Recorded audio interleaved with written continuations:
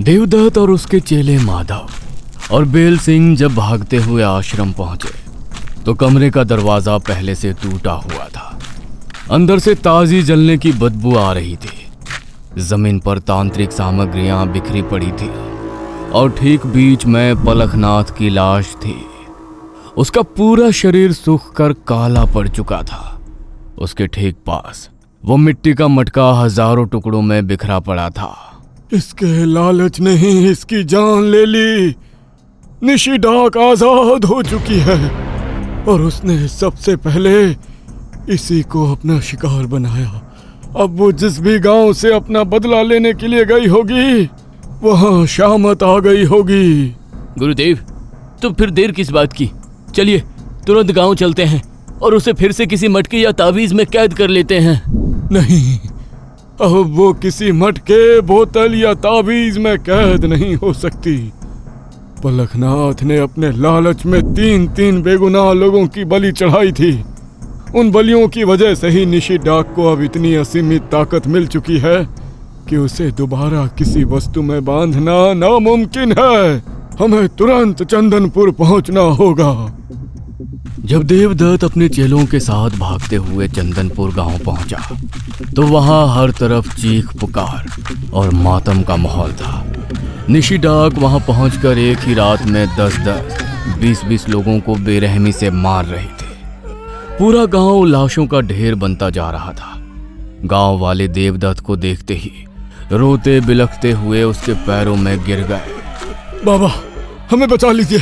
उस पापी पलखनाथ के लालच की सजा आज हमारा पूरा गांव भुगत रहा है। वो डायन हमारे बच्चों और औरतों को घरों से खींच कर मार रही है। कोई उपाय निकालिए बाबा, वरना कल सुबह तक इस गांव में कोई जिंदा नहीं बचेगा। शांत हो जाओ सरपंच। इस बला की ताकत अब आम तंत्र मंत्र से बहुत ऊपर निकल चुकी है। तुम सब अपने अपने घरों में जाओ। मुझे आज रात एक आखिरी रास्ता खोजने के लिए शमशान जाना होगा। उसी रात देवदत्त अकेला शमशान पहुंचा। उसने जमीन पर चिता की राख से एक सुरक्षा घेरा बनाया, धूनी जलाई और अपनी तांत्रिक विद्या से शमशान के एक प्रेत का आवाहन किया। धूनी के धुएं से एक विशाल काला साया प्रकट हुआ। देवदत्त ने हाथ जोड़कर उससे निशी डाक को रोकने का उपाय पूछा। तभी धुएं के बीच से प्रेत की भयानक और गूंजती आवाज आई। देवदत्त, उस डाकनी को अब कोई इंसान किसी वस्तु में कैद नहीं कर सकता। उसे रोकने की अब सिर्फ एक ही विधि बची है। उसे एक पूरे गांव की सीमा के भीतर हमेशा के लिए बांधना होगा। तुम्हें 3 दिनों तक उस गांव की सीमा पर बैठकर विशेष तांत्रिक विधि करनी होगी जिससे वो सीमा सील हो जाए। लेकिन याद रखना, इन 3 दिनों के दौरान वो डाकिनी उस गांव की सीमा से एक कदम भी बाहर नहीं जानी चाहिए, वरना तुम्हारा चक्रव्यूह टूट जाएगा और वो पूरी दुनिया को शमशान बना देगी। प्रेत के गायब होते ही देवदत्त तेजी से शमशान से बाहर आया, जहां उसके दोनों चेले खौफ से कांपते हुए उसका इंतजार कर रहे थे। गुरुदेव, क्या शमशान के पहरेदार ने कोई रास्ता बताया? क्या हम चंदनपुर को बचा पाएंगे? रास्ता तो मिला है बेल सिंह, लेकिन बहुत कठिन है। प्रेत के मुताबिक उस डाकिनी को 3 दिनों तक तांत्रिक विधि से पूरे गांव की सीमा के भीतर कैद रखना होगा। अगर इन 3 दिनों में वो बाहर नहीं निकली तो हमेशा के लिए वहीं दफन हो जाएगी। लेकिन गुरुदेव, ऐसा कौन सा गांव होगा जहां हम उसे रोक सकते हैं? क्या हमारे पास कोई और उपाय नहीं है? क्या तुम लोगों को मेरे भाई की कोई विद्या या वस्तु के बारे में पता है जो हमें मददगार साबित हो सकती है? आश्रम से ये पोटली मिली थी। कुछ समय पहले हापुड़ गांव का वो अमीर सेठ मणिलाल हमारे गुरुजी के पास रोता बिलखता आया था। उसने गुरुजी को बताया था कि उसके गांव में एक प्रेतनी का साया मंडरा रहा है और उसी ने ये मिट्टी दी थी। बेल सिंह ने अपनी पोटली से साधारण मिट्टी की थैली निकालकर देवदत्त के हाथ में थमा दी। देवदत्त ने वहीं जमीन पर बैठकर आंखें बंद की और मिट्टी थामकर अपना पूरा ध्यान जागृत किया। अगले ही पल उसने एक झटके में आंखें खोली जिनमें अब भारी गुस्सा था। क्या देखा गुरुदेव? सच बहुत घिनौना है माधव। निशिडाक का असली क्रोध चंदनपुर के इन मासूमों से है ही नहीं। उसकी आत्मा तो हापुड़ के उसी सेठ मणिलाल और उन दरिंदों के खून की प्यासी है जिन्होंने उसके साथ घोर क्रूरता की थी। हापुड़ के लोगों ने क्या किया था गुरुदेव? हापुड़ में एक बेबस कोढ़ से पीड़ित बूढ़ी औरत भीख मांगती थी। इसी सेठ मणिलाल और वहां के गांव वालों ने मिलकर उस पर चोरी का झूठा इल्जाम लगाया। उन्होंने उसे पत्थरों से मारा, लहूलुहान किया और गांव के बाहर भूख प्यास से तड़प कर मरने के लिए छोड़ दिया। वो पानी की एक एक बूंद के लिए तड़पती रही, पर किसी का दिल नहीं पिघला। उसी तड़प और नफरत ने निशिडाक को जन्म दिया है। और जब मणिलाल को अपनी मौत सामने दिखी तो वो खुद को बचाने के लिए ये मिट्टी लेकर मेरे भाई के पास भागा था। ये तो बहुत बड़ा पाप हुआ था गुरुदेव, पर अब हम क्या करें? पाप का हिसाब हमेशा उसी जमीन पर होता है जहां उसकी जड़ें होती हैं। जब उसका जन्म हापुड़ की मिट्टी से हुआ है और उसके असली गुनहगार वहां जिंदा है, तो हम उसे चंदनपुर में क्यों बांधे? हम उसे उसी के ठिकाने पर भेजेंगे। अब इस पाप का अंत उसी हापुड़ की धरती पर होगा। देवदत्त तेजी से चंदनपुर के उसी खुले मैदान की तरफ बढ़ा जहां हवाओं में निशिडाक के तैरने की सरसराहट महसूस हो रही थी। मैदान के बीचों बीच पहुंचकर देवदत्त ने जमीन पर चिता की राख फेंकी और एक तीखी आवाज में मंत्र का उच्चारण किया। उसके दोनों चेले बेल सिंह और माधव पीछे झाड़ियों में छुपकर खौफ से कांप रहे थे। देवदत्त के मंत्र पढ़ते ही आसमान से काली हवा का एक भयानक बवंडर सीधे मैदान में उतरा। उस धुएं और धूल के बीच से निशिडाक का वो विशाल, डरावना और बिना चेहरे वाला साया प्रकट हुआ। उसकी लाल दहकती आंखें सीधे देवदत्त को घूर रही थी। मैदान का तापमान बर्फ की तरह ठंडा हो चुका था। देवदत्त, तेरी हिम्मत कैसे हुई मुझे यहाँ रोकने की? तू भी उन्हीं की तरह मरेगा। ओह निशिडाक, रुक। तू एक तांत्रिक को क्या मारेगी? पहले अपनी आंखें खोल और देख कि तू क्या कर रही है। क्यों इन चंदनपुर के मासूमों का खून बहाकर अपनी ताकत जाया कर रही है? इन बेगुनाहों ने तेरा क्या बिगाड़ा है? मुझे खून चाहिए, सबका खून चाहिए। अरे जिनके खून की तू सच में प्यासी है, जिन पापियों ने तुझे पत्थरों से मारा था, जिन्होंने तुझे भूखा प्यासा उस बावड़ी में तड़पाया था, वो हापुड़ के लोग, वो सेठ मणिलाल और उसके साथी तो इस वक्त अपना बोरिया बिस्तर समेटकर गांव से भाग रहे हैं। निशिडाक का साया ये सुनते ही हवा में एकदम ठहर गया। उसकी लाल आंखों में गुस्सा और भी भड़क उठा। हाँ, तू यहाँ चंदनपुर के इन निर्दोषों को मारने में समय बर्बाद कर रही है और उधर तेरे असली गुनहगार कुछ ही घंटों में इस इलाके की सीमा पार करके हमेशा के लिए गायब हो जाएंगे। अगर वो आज रात भाग गए तो तेरा प्रतिशोध हमेशा हमेशा के लिए अधूरा रह जाएगा। मणिलाल, हापुड़ के दरिंदों, तुम मुझसे बचकर नहीं भाग सकते। मैं आ रही हूँ। मैं आज रात पूरे हापुड़ का सर्वनाश कर दूंगी, एक को भी जिंदा नहीं छोड़ूंगी। बोलते ही निशिडाक का वो काली हवा का बवंडर बिजली की रफ्तार से हापुड़ गांव की दिशा में उड़ गया। मैदान में अचानक सन्नाटा छा गया। देवदत्त का पहला और सबसे बड़ा दांव कामयाब हो चुका था। उसने अपनी सूझबूझ से चंदनपुर के मासूमों के सिर से मौत का साया हटाकर उसे उसके सही ठिकाने पर मोड़ दिया था। दूसरी तरफ हापुड़ गांव में कोहराम मचा हुआ था। सेठ मणिलाल और गांव वालों को भनक लग चुकी थी कि तांत्रिक का मटका टूटने से वो बला आजाद हो चुकी है। वे जानते थे कि निशिडाक उन्हें नहीं छोड़ेगी। खौफ के मारे पूरा गांव कांप रहा था। लोग आधी रात को ही बैलगाड़ियों और गाड़ियों में अपना कीमती सामान और परिवार लाद कर गांव से भागने की हड़बड़ी में थे। मुख्य रास्ते पर मशालों की रोशनी के बीच चीख पुकार मची थी और गाड़ियां तैयार की जा रही थी। हे जल्दी करो, सारा कीमती सामान गाड़ी में रखो। वो चुड़ैल चंदनपुर से यहाँ आती ही होगी। रात ढलने से पहले अगर हम इस गांव की सीमा से बाहर नहीं निकले तो वो हम में से किसी को जिंदा नहीं छोड़ेगी। भागो यहाँ से, जल्दी करो। लेकिन हापुड़ वालों की बदकिस्मती उनके सामने थी। वे गांव की सीमा तक पहुंचते उससे पहले ही आसमान में काले बादल घेर आए। निशी डाक आंधी की रफ्तार से आ पहुंची थी।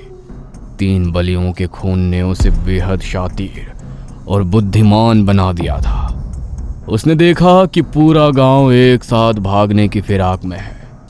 खुले मैदान में हमला करने पर लोग अलग अलग दिशाओं में बिखर कर सीमा पार कर जाते, इसलिए उसने सामने आने की बजाय एक शातिर चाल चली। वो रास्ते में खड़े होने के बजाय गांव के घने पेड़ों, सूने खंडहरों और छतों के अंधेरे में छुप गई और पूरे गांव पर अपनी खौफनाक नजर टिका दी। मुख्य रास्ते पर गाड़ियों की लंबी कतार लगी थी। लोग चिल्ला रहे थे।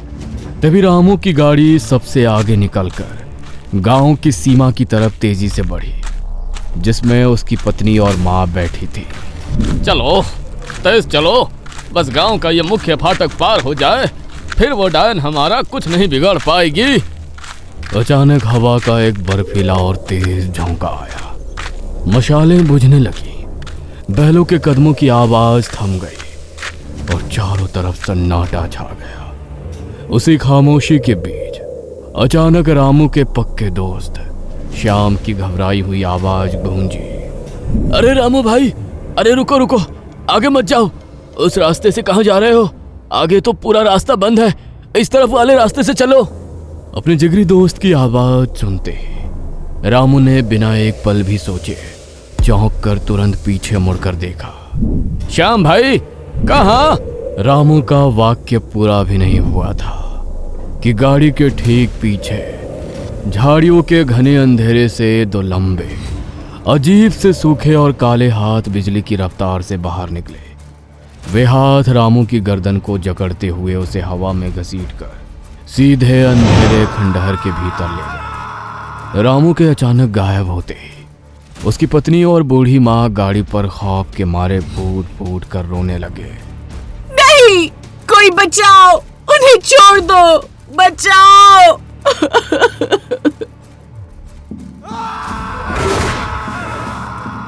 निशी डाक ने सीमा पर ऐसा खौफनाक पहरा बैठाया कि जो भी गाड़ी बॉर्डर पार करने की कोशिश करती, हवा में उनके किसी जिंदा दोस्त या पड़ोस की आवाज गूंज उठती।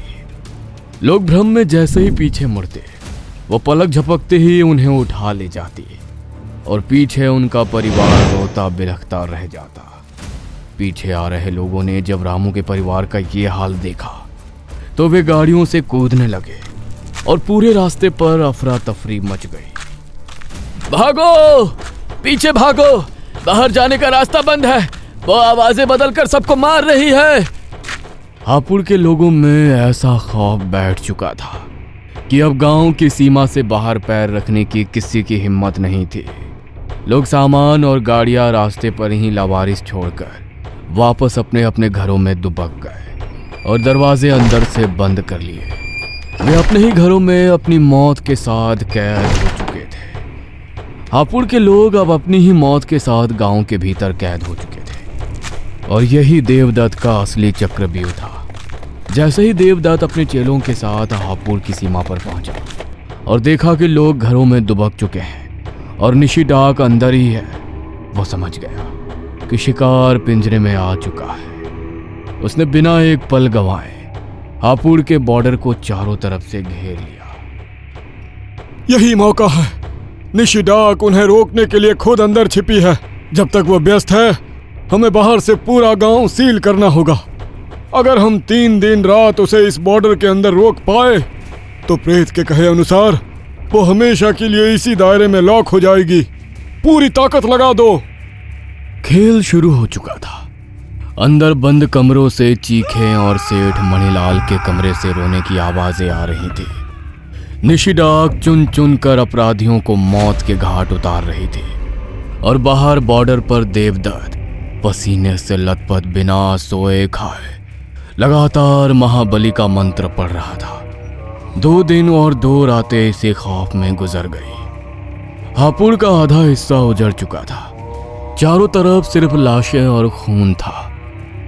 लेकिन तीसरी और आखिरी रात को पासा पलट गया। 3 बलियों की खून पीकर आजाद हुई निशी डाक की शक्ति अब इतनी बढ़ चुकी थी कि उसकी ताकत ब्रह्मांड के तांत्रिक नियमों को चुनौती देने लगी थी।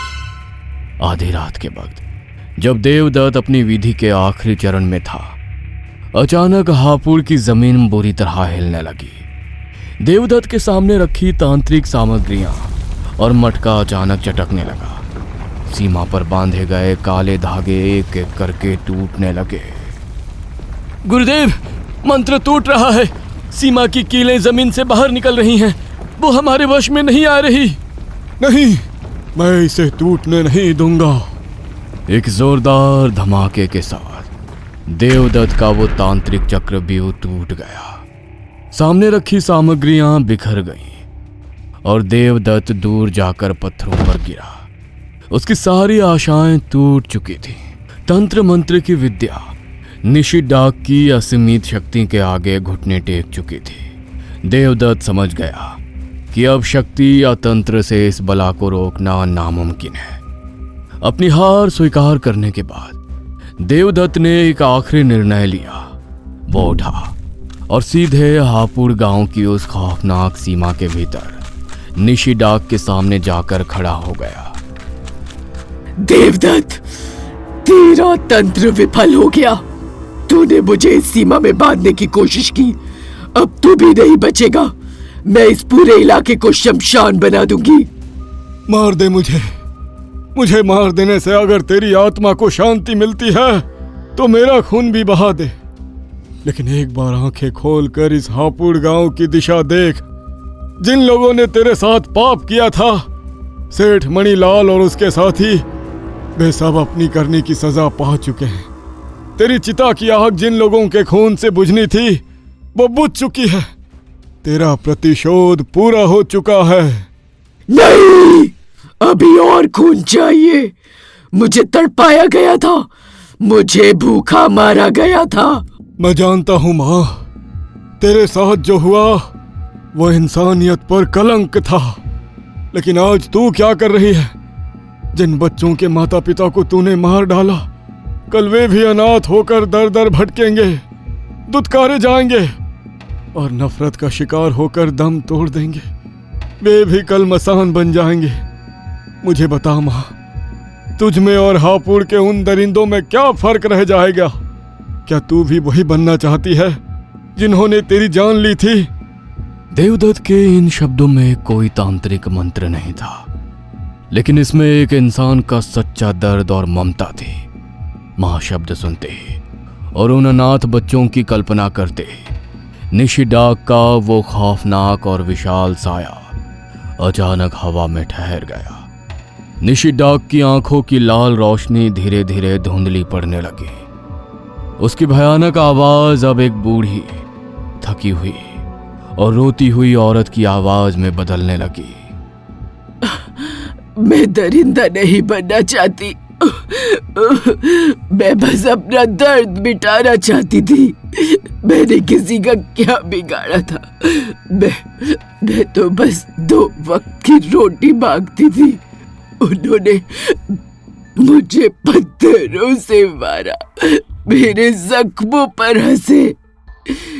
इंसान तक नहीं समझा। मैं पानी की एक बूंद के लिए तड़पती रही, पर किसी को दया नहीं आई। मेरे अंदर का वही दर्द नफरत बन गया। देवदत्त, मैं बस चाहती थी कि कोई समझे कि मैंने कितना सहा था, कितना सहा था। तेरा दर्द मिट चुका है माँ। अब इन मासूमों को बख्श दे। इस दुनिया की नफरत को यहीं छोड़ दे और अपनी आत्मा को शांति दे। धीरे धीरे निशिडाक का वो भयानक क्रोध पूरी तरह शांत हो गया। आज तूने मुझे माँ कहकर पुकारा है देवदत्त, और एक माँ कभी किसी गोद को सूना नहीं करती। जा, मैं तुझे वचन देती हूँ, आज के बाद मेरी वजह से इस धरती पर किसी भी निर्दोष का खून नहीं बहेगा, किसी भी मासूम को मेरी वजह से रोना नहीं पड़ेगा। मेरा न्याय पूरा हुआ, अब मैं जा रही हूँ इन घने जंगलों के अंधेरों और मसान के उस सन्नाटे में जहां से मुझे कभी वापस नहीं आना। वचन देते ही निशिडाक का वो भयानक काला साया धीरे धीरे धुएं में बदलने लगा और हवा में हमेशा के लिए विलीन हो गया। हापुड़ गांव का आसमान धीरे धीरे साफ होने लगा।